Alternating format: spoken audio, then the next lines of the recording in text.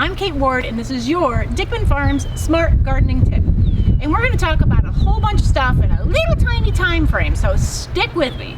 All right, we're talking about soil and amendments and just clearing up a little bit of a confusion that might be out there. So what do I have here? Well, I have here in my handy dandy little bike, I have some topsoil. Now, this is soil that it's called topsoil because it's in the top underneath the grass. What these plants are growing in, that is the top layer of soil that has, well, that's where the worms live. Lots of bacteria, broken down compost, little rocks, all sorts of good organic matter. Maybe it's made out of sand and maybe it's made out of clay, but that's what this is. Nice, living soil that's going to benefit your plants. It's not dirt. The difference there, distinction-wise, is dirt doesn't have any nutrients. It's kind of, dirt might be something that you see in the corner of your house or tracked on the bottom of your shoe. That's all dirt. Things are dirty, but this is soil. Think of soiling as this living, wonderful thing, and that's what that is. Then we have things like composts. Composts are things that are made that act like the organic matter that is found in topsoils. So there's different types. This is a mushroom compost, and guess what the ingredient is to make this particular compost? Whoops, there it goes. Yeah, that's right, you guessed it, good job. Mushrooms. This one is manure compost. Oh, Kate, what? Man, don't worry, it's well broken down. You wouldn't even know what it started from, and no smell, so don't worry there. But lots of good organic matter. Well, can't I plant into it? When do I use what? Let's go look at some of these bags. All right, so over here, a couple different things, and people use them for all different stuff. So here, well, this is called potting soil, right?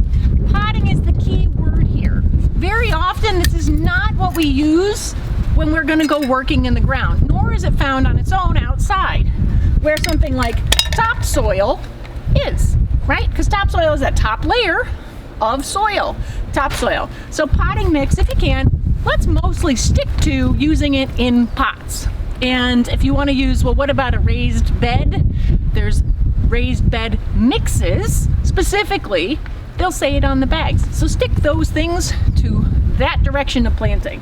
Well, then you get into stuff like garden soil. Aha!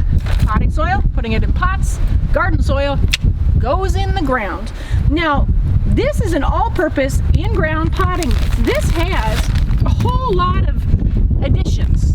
It has the garden soil, the topsoil on its own, but then we have earth castings. This has mycotone, has alfalfa meal, kelp meal, feather meal, all sorts of meals, all sorts of things that add organic matters and micronutrients. The mycorrhizae, which are naturally occurring funguses that attach to plants. They live in all sorts of biomes and biospheres, but they're in ground. They're fabulous. They expand your roots nearly exponentially into the soils. They colonize the root systems of lots of plants naturally occurring, so they're good things. Here is, if we don't want all these things, we maybe need to fill a hole. We want to pick some good quality topsoil. It doesn't matter if somebody drove over something and you're filling that hole, or you have to create a new garden. You really want to use good topsoil, or you could use good garden soil, because that's what your plants grow in. So you don't want to just any sort of fill soil that's made out of subsoil, which the soil is the soil under the topsoil. So we want to stick to filling with topsoil because that's what things grow in. Well, maybe I have all my topsoil in my beds. What do I have then? Then we get into composts. So I showed you those before, what they look like. Composts really are additions to your topsoil. So you could add it this way. This has some compost in it. You could add it this way if you want. You could add it right into your existing soils. It's going to add organic matter that's going to help the bacterias and the earthworms and everybody else have a wonderful place to live to make your soils healthier, which in turn makes you have healthier plants. It can improve your soil structure, so that means that if it's really sandy and dry, it'll help hold some moisture in there. If it's really clayey and hard, it'll help break it up. That's one of the beauties of composts. Now, remember, I keep talking about worms. We're gonna back up here. So worms are fantastic. They digest things that they come across, right? Well, it's got to come out the other end. And when it does, it is now available in a nutrient form that your plants can take up. So if you don't have a lot of worms, or if you just want to improve your soils, this is where you might use a nice bit of earthworm castings, earthworm poo. Yeah, that's what that is. Good stuff. So if you have some worms and whatnot, if you want to add a little bit more, add those. Next, back here, maybe you have really horrible clay soil, really just compacts. This is something you might add. This is an additive to the soils. So it's not adding organic matter, it's not adding mycorrhizae. What it's doing in a sense is adding space, because this, for all intents and purposes, looks kind of like little tiny rocks, and you mix it into a clay soil because it's going to help permanently improve the drainage in that area. That's what this does. This organic gypsum does the same thing as a soil conditioner, but it's not a permanent fix. You'd want to put this on once or twice a season to help. It causes the clay particles, which are little tiny, to hang out together and become slightly bigger. So it increases that porosity in your soil. Finally, we get down here. Now we're getting off soils and into something else.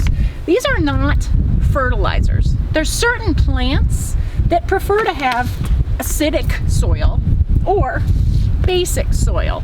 And these are things that we add to soils, and there's a lot of other additives that aren't fertilizers, but all they do is change the pH to be in certain ranges. But for the most part, you really want to know where you are before you start adding in those things for those plants, even if you need it.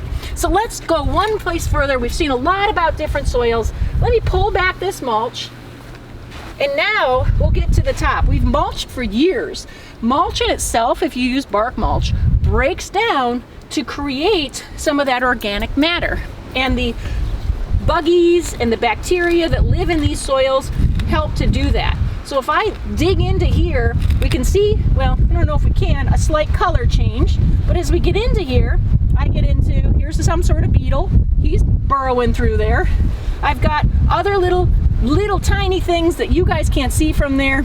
Little tiny nematodes, maybe you can if we get real close. Yep, that's a beneficial little healthy guy. He's kind of cruising through there. And if I keep digging, I'd find worms. And so if I said, hey, I need to make this a nicer area for this to improve my soil so I don't need to fertilize, I have healthier plants, this is the topsoil that I'm adding to. We want to see worms and bugs and biodiversity in this soil because it's going to keep us healthy.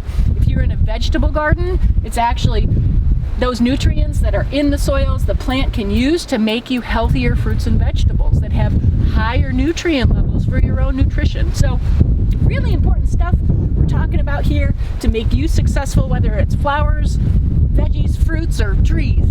Any of those things will benefit from some of this knowledge. I know it's been long. Thanks for sticking with us. This has been your Dickman Farms Smart Gardening Tip.